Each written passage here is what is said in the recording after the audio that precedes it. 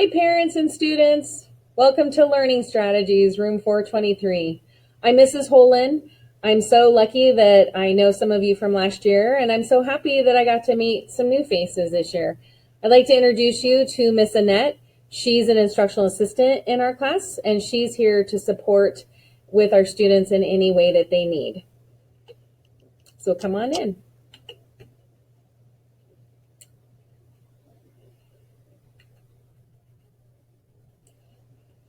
Who am I? Well, my students call me Mrs. Holen or Mrs. H. This is my 6th year teaching and my 2nd year at West Ranch. I have 2 adult children that also graduated from West Ranch. I have a hubby that teaches here at West Ranch, Coach Holen. I have a dog, Groot, a cat, Bambi, and a turtle named Tut Tut. She was a little picture shy, so you'll get to meet her when we come here on campus. I like to bike ride, camp, read, and watch movies. I love school, but school was not always easy for me. My contact information, if you need to get a hold of me, there's my phone number and my extension, my email address. That's a great way to get a hold of me throughout the year. Please communicate with me early about concerns. I'm here to help, and we'll get through this distance learning time together. Your student success in my class is very important to me. Please refer to the syllabus that you'll find in Google Classroom if you have any questions, and then after going through it, if you have more questions, just let me know. Please feel free to join Remind. I've invited all of your students to join. It's a great way to be able to get a hold of me quickly because it's an app, so it's on my phone. I will use it to send out reminders for things like special schedules, if there's something important going on, anything important that the students need to know. And sometimes I'll just send out a little check-in to make sure that, how everyone's doing in their day. The supplies that students need for learning strategies are they need to come to class with the assignments that they need support with. So if your student doesn't have their math assignment, but they need support with it, I can't help them unless they have it here. So make sure that they're bringing their stuff right now to the Zoom, and when we're on campus, bringing it every time we have class to get that support. Of course, they need pens and pencils and a highlighter. And also when we come back on campus, they need headphones that can work in a Chromebook. A lot of times teachers will assign a video that students need to watch and do an assignment with. So they need to be able to listen to it quietly. So the circle headphones that can plug in or the Bluetooth ones work as well. Every day, students are logging into Zoom. Please help your students to be on time. We totally understand that sometimes there's technical difficulties. That's when that Remind app comes in handy because they can just text me, I'm having trouble.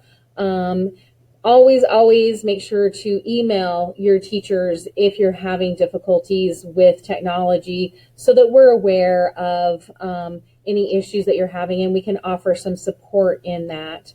Attendance is taken as they enter the Zoom. The students have been asked to type their name, their first and last name, into the chat. And we're asking them to use their full name just so that we can get used to making sure that we're writing that down. Students need, when they come in after they've typed their name in the chat, they complete a daily accountability log, which just says, what are we going to work on today? They also should be writing in their planners, and I've given them a digital planner, but they're also welcome to use their own method. They just have to submit a picture once a week of what they are using as a planner. And then we have a daily assignment that we do. If a student is absent, they will not need to make up the accountability log, but they do need to write in their planner and complete the lesson because a lot of the lessons are building on top of each other. So it's important that they make that work up. On Fridays, the students will complete a grade check through a Google form. And that just makes sure that we're getting logged into Infinite Campus and we're looking in there and we understand what our grades are. If the students are absent from class, they should always communicate with their teachers via email the day before, or if it's a last minute thing, the day of, to find out what they need to complete. These are our online behavior expectations. Your students are doing a great job with doing these expectations. These are presented to them every day, but I think everybody is understanding what it is they're supposed to do. And this was really preparing them for the real world when they get out to jobs and to college, of the types of behaviors that are going to be expected there as well. So all of the assignments are posted on Google Classroom. Assignments are separated by topics, and they also have the date that the assignment was worked on, so they can easily find what it is they need to accomplish. The assignments will have due dates. If an assignment is not completed by the due date on Google Classroom, it is late, but late work doesn't lose points, but it will be marked as being late in Infinite Campus, just so we're aware. So if we see that things are happening late a lot, we can follow up, find out if there's any support that needs to be had, if the student needs anything. Points are only deducted for incomplete or incorrect work. Work will show as missing until the student turns it in. Students will have the opportunity to redo and resubmit some assignments. So if you see a score and you're not sure if that's something that you can redo and resubmit, always ask me, and then we'll let you know if that's something that you have the opportunity to redo and then resubmit and get some more points. So this is what our Google Classroom looks like. I post the schedule every day on the stream so that students can easily find what time they're supposed to be where. Then this is what it looks like under classwork. We have our Zoom meeting link up at the top, and that always stays the same, and the password stays the same. I didn't want students to have to be figuring out where to find the link, what the password was every day. So it's always there. And then below it is our virtual classroom. In the virtual classroom are all of the links for the things that students need to complete in that day, and then by the next class. So when they click on the things that are red, that takes them to that place. So when they click on the daily planner, if they're using the online digital planner, it takes them to it in Google Classroom. If they click on the accountability form, it takes them to the accountability form in Google Classroom. I've also put the directory of phone numbers for teachers and staff here on the telephone. If they click on West Ranch, they will go to the West Ranch website. If they click on my name, it will take them to email where they can email me.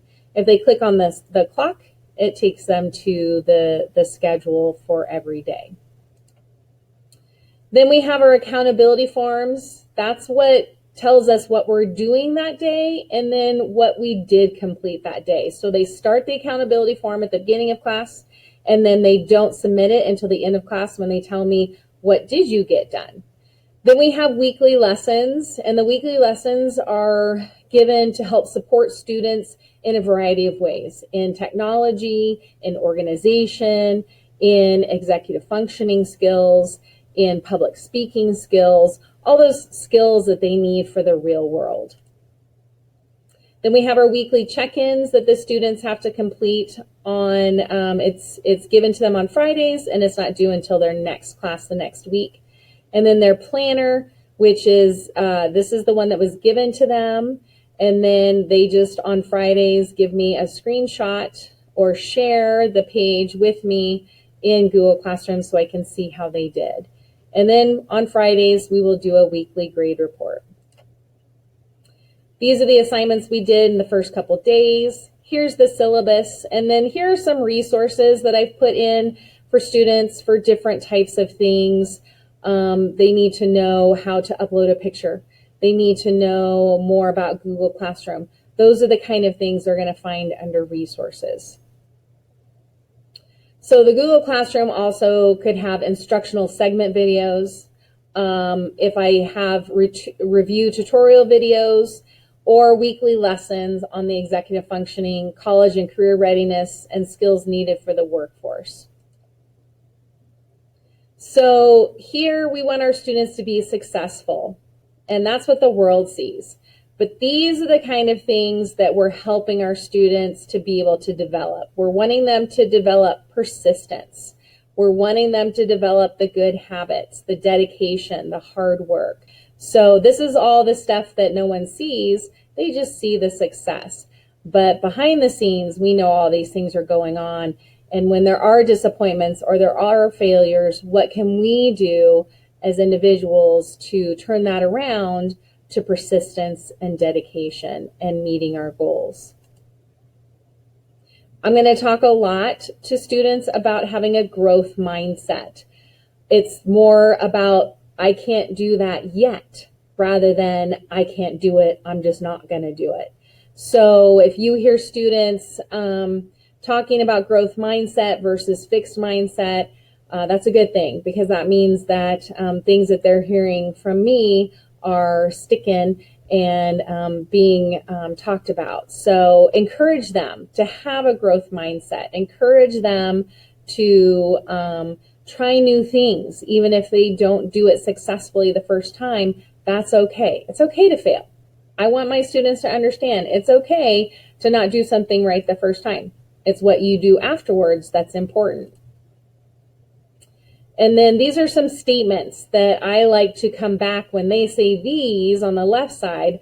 I like to come back with, well, if you're not good at it, what does that mean that we're missing? A lot of the technology stuff, even though these students were born with technology, a lot of these things that we're asking to do are things that they still need to learn. So, with Zoom, what are we missing? Well, we forgot to type that one letter in the password as a capital or something like that. So encourage your students when they say these things on the left, encourage them with the statements on the right.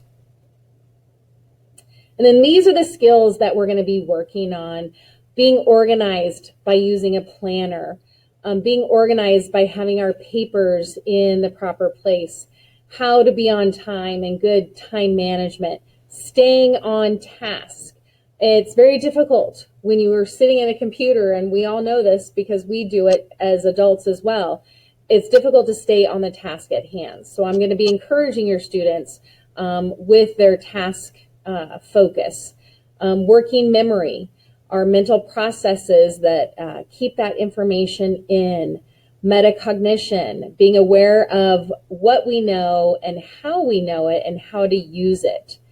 Attention and self-control and perseverance and flexibility, along with what kind of a learner are you? Are you an auditory learner? Are you a visual learner? How does your brain work? This is a video that I would share with you if we were in class. So if you want to take note of it, behavior in the brain, if you just Google it, the teen years, it's actually a great little video about the development of teens' brains and how that works and what we should realistically expect from them and what we shouldn't be expecting from them. So we're going to use a lot of different types of technology, even when we come back on campus. We'll use Nearpods and Google Slide presentations. We'll use Edpuzzle, Kahoot, and quizzes, Google Forms, Menti.com, and a whiteboard if we need it. We'll use Khan Academy. There's a lot of great financial literacy and college and career readiness in there. And then we'll also use Apex. You can find out more about the grade breakdown in the class syllabus that's in Google Classroom.